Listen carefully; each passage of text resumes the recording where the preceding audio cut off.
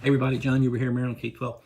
When it comes to the use of AI in education, in the instructional part of education, I think there's nothing wrong with, and I think most teachers would agree with this, there's nothing wrong with using it as the research part of what you're doing. But when you want to put it all together and create a rational argument or a synthesis or some type of prediction or some type of conclusion, that's what needs to be done by human. AI models can't do that. What AI models do is they collect all the information and then they will weigh it based on ration, science, etc., and they will create an output based on that. So let's say, for example, you tell a student, I want you, and I'm looking at my notes here, I want you to, pick a key figure from the American Revolution and write 3 tweets. The teachers like to do that, write 3 tweets from their particular point of view.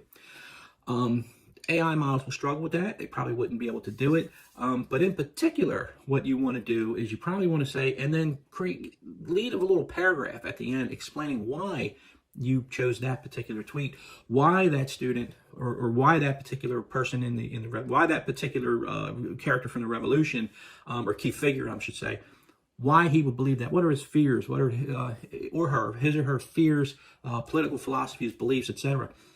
AI models struggle with that, and they would not be able to do that. They would provide a rationed, logical, scientific response. Teachers then have to be able to separate that. So it's not easy. So it's a very, very difficult situation, and teachers have to deal with it. And I think that it's something that this is the kind of training that teachers need on how to deal with this. So if you're a parent at home and you see your kid on ChatGPT or whatever, and they're taking stuff up, you got to say, look, if they're just using it to research, that's no different than using it from Google. It's like Google on steroids. Good for them.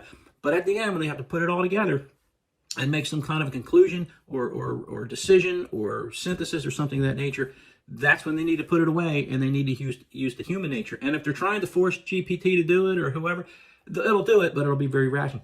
You then, as a parent, need to step in and say, that's not what they're asking you to do. And teachers need to spend a little extra time, unfortunately, sorting through all this stuff to figure it out. It's not easy, so we need to make sure we're using the AI models basically as a research tool and as a little bit of a shortcut, and not as something just to complete the assignment. The AI models, they can complete the assignments, but they can't really respond in the way that a very well-designed assignment would do. I hope this helps. It's very muddy waters, and we'll see what happens. And thanks. Have a great day.